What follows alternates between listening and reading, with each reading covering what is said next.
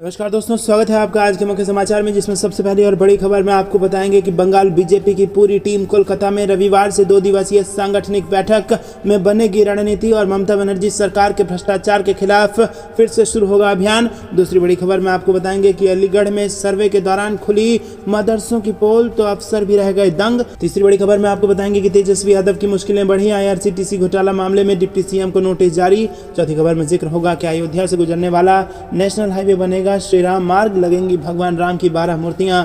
और पांचवी बड़ी खबर में जिक्र होगा कि पीएम मोदी ने कूनो नेशनल पार्क में चीता को छोड़ा, अपने कैमरे में ली तस्वीरें। दोस्तों, हर एक खबर की गहराई में आपको ले जाएंगे, लेकिन उससे पहले आपसे निवेदन की वीडियो को कीजिए लाइक और लाल बटन को दबा के चैनल को सब्सक्राइब करके घंटी बजाकर कमेंट में लिखिए जय हिंद। लोग करते हैं सबसे पहली और बड़ी खबर की तरफ। बंगाल बीजेपी की पूरी टीम कोलकाता में और रविवार को 2 दिवसीय सांगठनिक बैठक बनेगी रणनीति। जी दोस्तों, आपको बता दें कि ये बड़ी खबर आ रही है। पश्चिम बंगाल में ममता बनर्जी सरकार के खिलाफ भ्रष्टाचार को मुद्दा बनाने बंगाल बीजेपी ने नवान्न अभियान किया और नवान्न अभियान की सफलता के बाद फिर से बंगाल बीजेपी के आला नेताओं की बैठक होगी।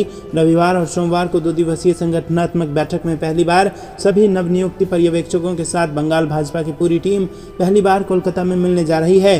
बंगाल भाजपा के नवनियुक्त पूर्णकालिक पर्यवेक्षक मंगल पांडे, पर्यवेक्षक आशा लकड़ा, केंद्रीय पर्यवेक्षक सुनील बंसल समेत कई सारे नेताओं ने अलग अलग वो बैठक करेंगे। और दोस्तों, बता दें कि विधानसभा चुनाव में पराजय के बाद बंगाल बीजेपी की ओर से पहली बार सांगठनिक मुद्दों को लेकर इतनी बड़ी बैठक हो रही है। तो दोस्तों, क्या आपको भी ऐसा लगता है कि भ्रष्टाचार के खिलाफ बंगाल में भाजपा बड़ा कदम उठाने जा रही है? हाँ या ना में अपनी राय बताइए, और अगर सपोर्ट करते हैं तो लाइक जरूर कीजिएगा। रुक करते हैं अगली बड़ी खबर की तरफ। अलीगढ़ में सर्वे के दौरान खुली मदरसों की पोल, अफसर भी रह गए दंग। जी हाँ दोस्तों, उत्तर प्रदेश सरकार द्वारा प्रदेश में मदरसों में सर्वे का काम प्रत्येक जिले में कराया जा रहा है और इसके लिए जिला स्तर पर प्रशासन की ओर से टीमें गठित की गई हैं। अलीगढ़ में भी डीएम इंद्र विक्रम सिंह ने अल्पसंख्यक कल्याण विभाग, बेसिक शिक्षा विभाग और संबंधित तहसील की टीमें बनाकर मदरसों में सर्वे के लिए निर्देश दिए हैं और इसके बाद अलीगढ़ में सर्वे का काम शुरू हो गया है। सरकार की ओर से टीमों का आदेश है कि 15 अक्टूबर तक सर्वे पूरा कर लें और 25 अक्टूबर तक अपनी रिपोर्ट सरकार को सौंपें। दरअसल सर्वे के पीछे सरकार का मकसद मदरसों को मुख्य धारा में लाना है। दोस्तों, आपको बता दें कि मदरसों में सर्वे के तहत अलीगढ़ प्रशासन द्वारा बनाई गई विभागों की संयुक्त टीम ने इलाके में गैर मान्यता प्राप्त मदरसों का सर्वे कार्य किया। तो सर्वे की टीम सबसे पहले गैर मान्यता प्राप्त मदरसा फैजन मुस्तफ़ा और फैजन नूरान पहुंची। दोस्तों, आपको बता दें कि सर्वे की टीम जब मदरसे का सर्वे करने पहुंची तो पता चला कि उस मदरसे का कोई नाम ही नहीं था, बल्कि वो एक मस्जिद द्वारा संचालित था और वहां बिना किसी मान्यता के बच्चों को तालीम दी जा रही थी। दोस्तों, आपको बता दें कि यहाँ पर अवैध तरीके से कई सारे मदरसा उत्तर प्रदेश में चल रहे हैं जिनका कोई मान्यता ही नहीं है और मस्जिद के नाम पर उनको चलाया जा रहा है। और अब आपको बता दें दोस्तों कि ये बेहद बड़ी खबर आने के बाद, इस सर्वे में ये बड़ा खुलासा हो जाने के बाद अब कई सारे मदरसों पे ताले लग जाएंगे। दोस्तों, क्या आपको भी ऐसा लगता है कि इन ऐसे मदरसों पर ताला लग जाना चाहिए? हाँ या ना में अपनी राय बताइए। वीडियो लाइक करना मत भूलिएगा। रुक करते हैं अगली बड़ी खबर की तरफ। तेजस्वी यादव की मुश्किलें बढ़ी, IRCTC घोटाला मामले में डिप्टी सीएम को नोटिस कर दिया गया है जारी। जी हाँ दोस्तों, आपको बता दें कि बिहार के उप मुख्यमंत्री और RJD सुप्रीमो लालू प्रसाद यादव के छोटे बेटे तेजस्वी यादव की मुश्किलें बढ़ सकती हैं। दिल्ली स्थित विशेष कोर्ट ने केंद्रीय अन्वेषण ब्यूरो की याचिका पर तेजस्वी यादव को नोटिस जारी किया। अगर CBI की याचिका मंजूर हो जाती है तो तेजस्वी यादव को IRCTC घोटाले के मामले में जेल भी जाना पड़ सकता है। और इस मामले में ANI ने ट्वीट कर जानकारी दी, बताया कि IRCTC घोटाला मामले में CBI ने बिहार के उप मुख्यमंत्री तेजस्वी यादव के खिलाफ दिल्ली कोर्ट का रुख किया है। CBI ने इस मामले में उन्हें दी गई जमानत को रद्द करने की मांग की है। दिल्ली स्थित CBI कोर्ट की विशेष जज गीतांजलि गोयल ने CBI की याचिका पर तेजस्वी यादव को नोटिस जारी कर मामले में जवाब मांगा है। दोस्तों, बता दें कि इस पूरे मामले में केंद्रीय अन्वेषण ब्यूरो यानी कि CBI ने दिल्ली की विशेष अदालत में गुहार लगाई है। तेजस्वी यादव 2018 से ही जमानत पर हैं और अगर कोर्ट CBI की याचिका पर इस मामले में तेजस्वी यादव की जमानत खारिज करता है तो बिहार में उप मुख्यमंत्री की उनकी कुर्सी संकट में पड़ सकती है। हालांकि अभी सिर्फ नोटिस जारी कर जवाब मांगा गया है। बता दें कि IRCTC घोटाला मामले में लगातार CBI जांच कर रही है और हाल ही में लालू प्रसाद यादव के करीबी भोला यादव को भी CBI ने गिरफ्तार कर लिया है। रुक करते हैं अगली बड़ी खबर की तरफ। अयोध्या से गुजरने वाला नेशनल हाईवे बनेगा श्री राम मार्ग, लगेगी भगवान राम की 12 मूर्तियां। जी हाँ दोस्तों, आपको बता दें धर्मनगरी अयोध्या में त्रेता युग के वनगमन मार्ग व राम जानकी मार्ग के इतिहास के बारे में पूरी दुनिया जानती है, लेकिन केंद्र और प्रदेश सरकार अब भगवान राम के जीवन से जुड़े हर प्रत्येक पक्ष को जन जन तक पहुंचाने में जुट गई है और इसके लिए अयोध्या से जुड़ने वाले लखनऊ गोरखपुर मार्ग को श्री राम मार्ग के रूप में तैयार किया जा रहा है। यानी अयोध्या में प्रवेश करते ही श्रद्धालुओं को भगवान श्री राम के कई रूपों का दर्शन मिलने लगेगा। अयोध्या पहुंचते ही कानों में भी राम के धुन गुनगुनाने लगेंगे। अयोध्या के नेशनल हाईवे को 6 लेन से जोड़े जाने के साथ ही रामायण के प्रसंगों के तर्ज पर सजाया इनको जा रहा है और हाईवे पर शहादतगंज से रामघाट तक एक भगवान श्री राम के बाल्यकाल से लेकर वनवासी व राजा राम तक के अलग अलग रूपों की मूर्तियां लगाई जा रही हैं। रुक करते हैं अगली बड़ी खबर की तरफ। पीएम मोदी ने कूनो नेशनल पार्क में चीतों को छोड़ा, अपने कैमरे में ली उनकी तस्वीरें। जी हाँ दोस्तों, प्रधानमंत्री नरेंद्र मोदी ने मध्य प्रदेश के कूनो राष्ट्रीय उद्यान में बने विशेष बाड़े में नामीबिया से हवाई मार्ग से लाए गए चीतों को छोड़ा और उसके बाद उन्होंने खुद अपने कैमरे में कुछ तस्वीरें भी क्लिक की। बता दें कि भारत में इस जानवर के विलुप्त होने के 70 सालों के बाद चीते लाए गए हैं। बोइंग के एक विशेष विमान ने कल रात को अफ्रीका देश से उड़ान भरी थी और वो लकड़ी के बने खास तरीके के बॉक्स में चीतों को लेकर करीब 10 घंटे की यात्रा के बाद भारत पहुंचे। दोस्तों, चीतों को लाने के लिए विमान में खास इंतजाम किए गए थे और एक अधिकारी ने बताया कि विमान सुबह 8 बजे से कुछ देर पहले ही ग्वालियर हवाई अड्डे पर उतरा और इसके बाद उन्हें हेलीकॉप्टर की मदद से नेशनल पार्क तक पहुंचाया गया। रुक करते हैं अगली बड़ी खबर की तरफ। आम आदमी पार्टी विधायक अमानतुल्लाह खान को एसीबी की 4 दिन की रिमांड। और दोस्तों, आपको बता दें कि आम आदमी पार्टी को इससे लगा है बड़ा झटका। जी हाँ दोस्तों, आम आदमी पार्टी विधायक अमानतुल्लाह खान को शनिवार को दिल्ली की राउस एवेन्यू कोर्ट में डिस्ट्रिक्ट जज के सामने पेश किया गया और यहीं से उन्हें सुनवाई के लिए स्पेशल जज विकास ढुल की अदालत में पेश किया गया। स्पेशल जज से दिल्ली की भ्रष्टाचार निरोधक शाखा एसीबी ने अमानतुल्लाह खान की 14 दिन की पुलिस कस्टडी की मांग की है।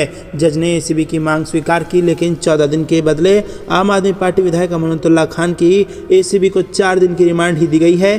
कोर्ट में पेशी से पहले अमानतुल्लाह खान ने कहा कि उन्हें बेवजह फंसाया जा रहा है। दिल्ली के ओखला से आम आदमी पार्टी विधायक खान को 2 साल पुराने वक्फ बोर्ड भर्ती में कथित अनियमितताओं के केस में गिरफ्तार किया गया है और एसीबी आम आदमी पार्टी विधायक खान के खिलाफ ये कार्रवाई कर रही है। रुक करते हैं अगली बड़ी खबर की तरफ। दिल्ली समेत कई राज्यों में झमाझम बारिश। जी हाँ दोस्तों, आपको बता दें कि मानसून सीजन जल्द ही खत्म होने वाला है, लेकिन बादल विदाई लेने से पहले कई राज्यों में जमकर बरस रहे हैं। मौसम विभाग के मुताबिक दिल्ली, उत्तर प्रदेश समेत उत्तर भारत के कई राज्यों में भारी बारिश हो सकती है और बीते कुछ दिनों से उत्तर प्रदेश की राजधानी में भारी बारिश जारी है। लखनऊ के हजरतगंज इलाके में शुक्रवार को दीवार ढहने से 10 लोगों की मौत भी हो गई थी, जिसमें 3 बच्चे भी शामिल थे। साथ ही यदि देश के मौसम की बात करें तो राजधानी दिल्ली में भी अच्छी बारिश हो सकती है। मौसम विभाग के मुताबिक 17 सितंबर को दिल्ली में आसमान में बादल छाए रहने और हल्की बारिश होने की संभावना है। रुक करते हैं अगली बड़ी खबर की तरफ। नई सैटेलाइट इमेज से हुआ बड़ा खुलासा। पूर्वी लद्दाख में 3 किलोमीटर पीछे हटी चीनी सेना गोगरा हॉट स्प्रिंग इलाके में बहुत बड़ी पोस्ट बनाई थी। जी हाँ दोस्तों, पूर्वी लद्दाख में चीनी सेना गोगरा हॉट स्प्रिंग में लाइन ऑफ एक्चुअल कंट्रोल के पार अपने कब्जे वाली जगह से 3 किलोमीटर पीछे हट गई है। ये खुलासा मैक्सा टेक्नोलॉजीज की सैटेलाइट तस्वीरों से हुआ है। मई 2020 में जब दोनों देशों की सेनाओं के बीच तनाव बढ़ा था, तब से भारत चीन ने अपने अपने सैनिकों को पेट्रोलिंग पॉइंट 15 के पास तैनात किया था और यहाँ उसने बहुत बड़ी पोस्ट बनाई थी। रुक करते हैं अगली बड़ी खबर की तरफ। मुस्लिम समाज भी चाहता है लव जिहाद पर लगे पाबंदी। मौलाना ने ऐसा क्यों कहा? जी हाँ दोस्तों, आपको बता दें कि कांग्रेस और एचडी कुमारस्वामी की जनता दल सेक्युलर के विरोध के बावजूद विवादास्पद एंटी कन्वर्जन बिल को कर्नाटक के उच्च सदन ने पारित कर दिया है और इस पर प्रतिक्रिया देते हुए जमात उलेमाए हिंद के राष्ट्रीय अध्यक्ष मौलाना सुहेब कासमी ने कहा कि धर्म की रक्षा करने का सबको अधिकार है और लव जिहाद नाम की कोई चीज़ नहीं है। मुस्लिम लड़का जब पढ़कर किसी बड़े ओहदे पर चला जाता है तो वो हिंदू लड़की से शादी कर लेता है और मुस्लिम लड़की घर में बैठी रह जाती है। दोस्तों, उन्होंने आगे कहा कि मुस्लिम समाज भी चाहता है कि ऐसे लव जिहाद पर पाबंदी लगे, क्योंकि हमारे मुल्क के अंदर ऐसी शादियाँ नाकाम रही हैं। तो दोस्तों, यहाँ पर मौलाना साहब भी चाहते हैं कि लव जिहाद जैसी चीज़ों पर पाबंदी लग जाए। दोस्तों, रुक करते हैं अगली बड़ी से बाहर भी एकनाथ शिंदे ने उद्धव ठाकरे को दिया झटका। 15 में से 12 स्टेट उड़ाए। जी हाँ दोस्तों, खबर क्या आपको बता रहा है, लेकिन पहले आप हमें कमेंट में बताइए कि असली शिवसेना किसकी है, उद्धव ठाकरे की या फिर एकनाथ शिंदे की। की। दरअसल दोस्तों महाराष्ट्र के मुख्यमंत्री एकनाथ शिंदे ने उद्धव ठाकरे के खेमे वाली शिवसेना में बड़ी सेंधमारी कर दी है। शिवसेना के 15 में से 12 राज्यों के स्टेट यूनिट चीफ ने शिंदे गुट को समर्थन देने का ऐलान कर दिया है और शिंदे गुट को समर्थन देने वाले नेताओं में दिल्ली, मणिपुर, मध्य प्रदेश, छत्तीसगढ़ के स्टेट यूनिट चीफ शामिल हैं।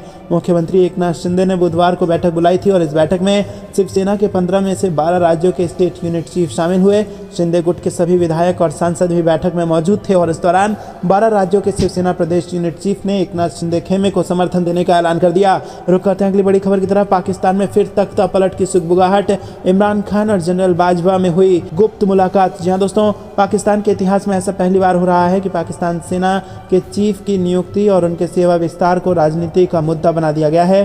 पाकिस्तान के पूर्व प्रधानमंत्री ने पिछले दिनों ये सवाल उठाया था कि मौजूदा शरीफ सरकार किसी भ्रष्ट व्यक्ति को सेना प्रमुख नियुक्त कर सकती है। उसके बाद अब पाकिस्तान के पूर्व सीएम का यह बयान आया है कि उनका सिर्फ ये कहना है कि नए चुनाव होने तक नए सेना प्रमुख की नियुक्ति नहीं की जाए। माना जा रहा है कि इमरान खान की जनरल बाजवा को एक और सेवा विस्तार दिलाने की कोशिश है। रुक करते हैं अगली बड़ी खबर की तरफ। पहले न बनना चलो और अब जेल भरो आंदोलन।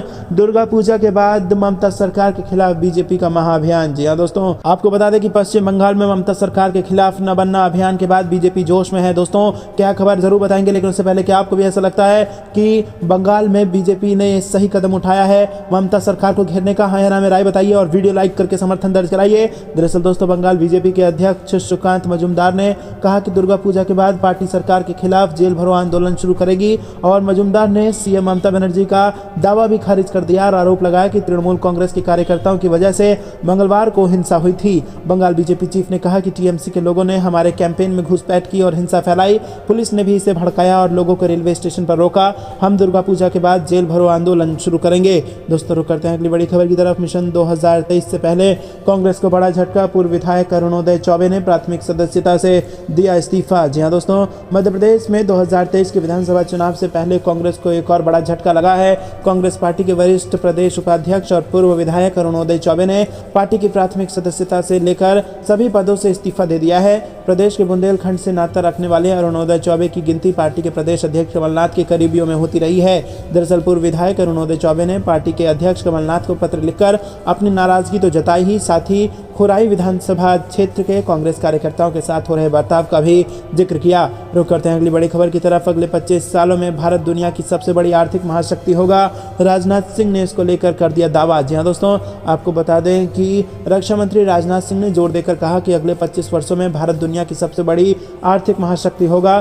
सरकार नए भारत के सपने को साकार करने में कोई कसर नहीं छोड़ रही है, जिसे पूरा करने के लिए हम किसी देश पर निर्भर नहीं हैं। दोस्तों आज भारत अपने बलबूते पर पूरी वैश्विक अर्थव्यवस्था को नई दिशा देने की क्षमता रखता है। भविष्य के भारत की नींव आत्मनिर्भर भारत की मजबूती पर है। तो दोस्तों क्या आप भी भारत के आत्मनिर्भर भारत योजना का समर्थन करते हैं? तो वीडियो अभी तक लाइक नहीं किया है तो लाइक करके समर्थन दर्ज कराइए। आपको बता दें रक्षा मंत्री ने शुक्रवार को नई दिल्ली में एक कार्यक्रम को संबोधित करते हुए कहा कि पूरे विश्व में ये बात चल पड़ी है कि दुनिया का मैन्युफैक्चरिंग हब किसी एक देश में नहीं होना चाहिए और अभी तक ज़्यादातर मैन्युफैक्चरिंग हब चीन में ही रही है, मगर बदली हुई परिस्थिति में बड़ी मल्टीनेशनल कंपनियां अपनी मैन्युफैक्चरिंग करने के लिए नए ठिकाने ढूंढ रही है। और रक्षा मंत्री ने अतीत की तरफ इशारा करते हुए कहा कि एक समय था जब देश में महज 1900 करोड़ रुपए का रक्षा निर्यात होता था, लेकिन आज ये निर्यात 13,000 करोड़ से भी पार कर चुका है और अब 2024-25 तक भारत के सिर्फ डिफेंस सेक्टर में करीब 1.75 लाख करोड़ का कारोबार होने और कुल मिलाकर कम से कम $5 बिलियन के निर्यात का लक्ष्य तय किया गया है। रुक करते हैं अगली बड़ी खबर की तरफ। कैप्टन अमरिंदर सिंह ने थामा भाजपा का दामन,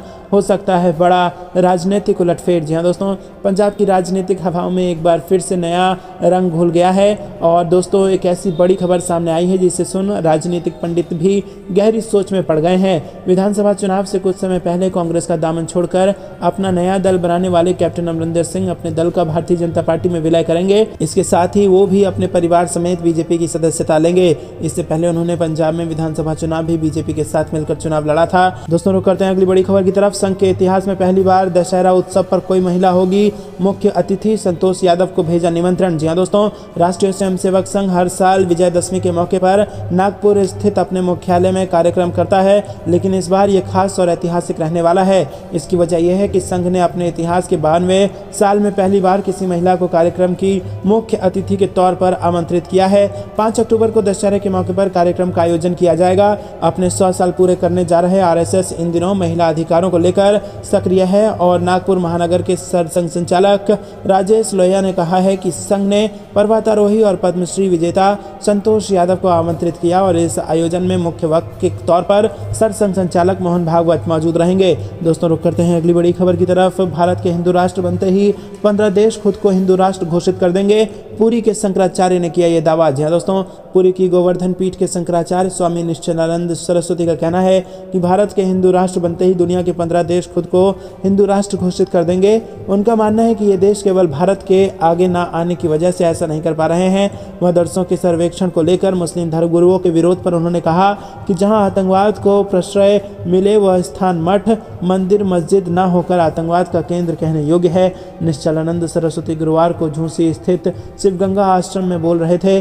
भारत को हिंदू राष्ट्र बनाने के मुद्दे पर शंकराचार्य ने कहा कि यदि भारत हिंदू राष्ट्र घोषित होता है तो विश्व के 15 देश एक साल के भीतर अपने को हिंदू राष्ट्र घोषित कर लेंगे और इन देशों का मानना है कि भारत की दिशाहीनता की वजह से उनके हाथ बंधे हुए हैं। दोस्तों, स्वामी निश्चलानंद सरस्वती ने काशी में विश्वनाथ और मथुरा में कृष्ण जन्मभूमि को लेकर चल रहे मुकदमों पर कहा कि हमारे पवित्र स्थलों को विकृत और विखंडित करके जो भी संस्था बनाए गए हैं उन पर पुनः हमारा अधिकार होना ही चाहिए। उन्होंने कहा कि सबके पूर्वज सनातनी वैदिक आर्य हिंदू थे, अपने पूर्वजों के मार्ग पर सबको उत्कर्ष प्राप्त हो, यही हमारी भावना है, सत्य को स्वीकार करें। हाल में ब्रह्मलीन हुए द्वारका पीठ के शंकराचार्य स्वामी स्वरूपानंद सरस्वती के उत्तराधिकारी को लेकर उन्होंने कहा कि स्वामी स्वरूपानंद सरस्वती किसी को अपना उत्तराधिकारी बनाकर नहीं गए। द्वारका पीठ के शंकराचार्य स्वामी स्वरूपानंद सरस्वती को सोमवार को मध्य प्रदेश के नरसिंहपुर स्थित आश्रम में समाधि दी गई और स्वामी स्वरूपानंद ज्योतिषी पीठ के भी शंकराचार्य थे। रुक करते हैं अगली बड़ी। भाजपा हुई हमलावर, कहा संविधान से चलता है भारत, तानाशाही से नहीं। जी हाँ दोस्तों, भाजपा जबरदस्त तरीके से हमलावर है। कानून व्यवस्था और भ्रष्टाचार को लेकर ममता सरकार के खिलाफ भाजपा लगातार हल्ला बोल कर रही है और इसी कड़ी में भाजपा ने पिछले दिनों एक नौबन्ना अभियान किया था और इस दौरान भाजपा और बंगाल पुलिस के बीच कई जगह झड़प देखने को मिली। अब खबर के मुताबिक भाजपा पश्चिम बंगाल में सभी थानों का घेराव करने जा रही है और इन सब के बीच दिल्ली में भाजपा ने जबरदस्त तरीके से ममता बनर्जी की सरकार पर निशाना साधा।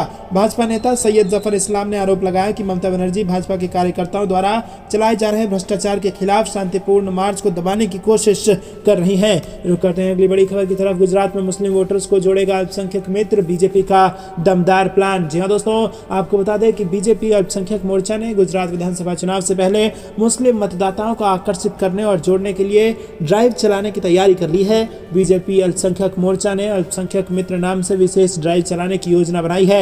इस कार्यक्रम के जरिए पार्टी हर एक मुस्लिम बहुल विधानसभा क्षेत्र में 100 अल्पसंख्यक मित्र बनाएगी। एक एक अल्पसंख्यक मित्र अपने आस पड़ोस के कम से कम 50 अल्पसंख्यक लोगों को अपने साथ जोड़ेगा और अपने इस प्रयास के जरिए बीजेपी प्रत्येक विधानसभा में 5 से 10 हजार वोट बढ़ाने की कवायद कर रही है। कम से कम 80 विधानसभा ऐसी है जिसमें मुस्लिम मतदाताओं की संख्या 25,000 से 1 लाख तक है। ऐसे विधानसभा क्षेत्रों में अल्पसंख्यक मोर्चा से जुड़े लोगों को बूथ लेवल पर ही जोड़ा जाएगा। रुक करते हैं अगली बड़ी खबर की तरफ। नामीबिया से स्पेशल विमान में आएंगे चीते, जयपुर में लैंड करेंगे और 17 सितंबर को पीएम मोदी इनको एमपी के कूनो पार्क में छोड़ेंगे। जी हाँ दोस्तों, एमपी के श्योपुर स्थित कूनो पार्क में 17 सितंबर को पीएम मोदी द्वारा चीतों को छोड़ा जाएगा। चीतों को लाने के लिए विशेष विमान नामीबिया की राजधानी विंडहोक पहुंच चुका है और इस विमान को बाहर से लेकर अंदर तक चीतों के लिए विशेष रूप से बनाया गया है जिससे पिंजरों को आसानी से रखा जा सके।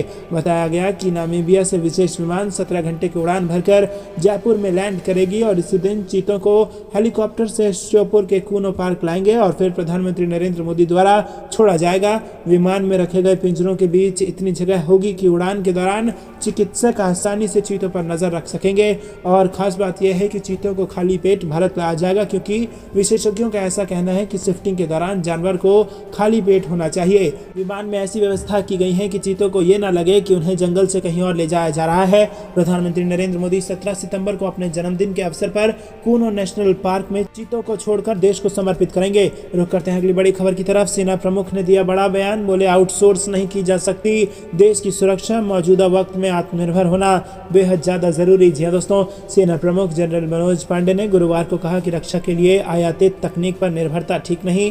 उन्होंने रक्षा क्षेत्र में आत्मनिर्भरता की जरूरत पर जोर देते हुए कहा कि देश की सुरक्षा को आउटसोर्स नहीं किया जा सकता, न ही बड़े पैमाने पर विदेश से उपकरणों की खरीद पर निर्भर हुआ जा सकता है। नई प्रौद्योगिकियां भविष्य के युद्ध के चरित्र को बदलती नजर आ रही है और इसीलिए इस क्षेत्र में आत्मनिर्भरता समय की जरूरत है। सेना प्रमुख ने आधुनिक तकनीकी क्षमताओं की जरूरत बताते हुए कहा कि सीमाओं पर बदलते घटनाक्रम ने आधुनिक, चुस्त और तकनीकी रूप से दक्ष सशस्त्र बलों की आवश्यकता को मजबूत किया है। रुक करते हैं अगली बड़ी खबर की तरफ। गृह मंत्री अमित शाह की मौजूदगी में असम सरकार और 8 जनजातीय समूह के बीच हुआ ऐतिहासिक समझौता। जी हाँ दोस्तों, असम सरकार और 8 जनजातीय समूहों के प्रतिनिधियों के बीच गुरुवार को केंद्रीय गृह मंत्री अमित शाह की मौजूदगी में समझौते पर हस्ताक्षर हुए। इस दौरान अमित शाह ने कहा कि यह समझौता ऐतिहासिक है।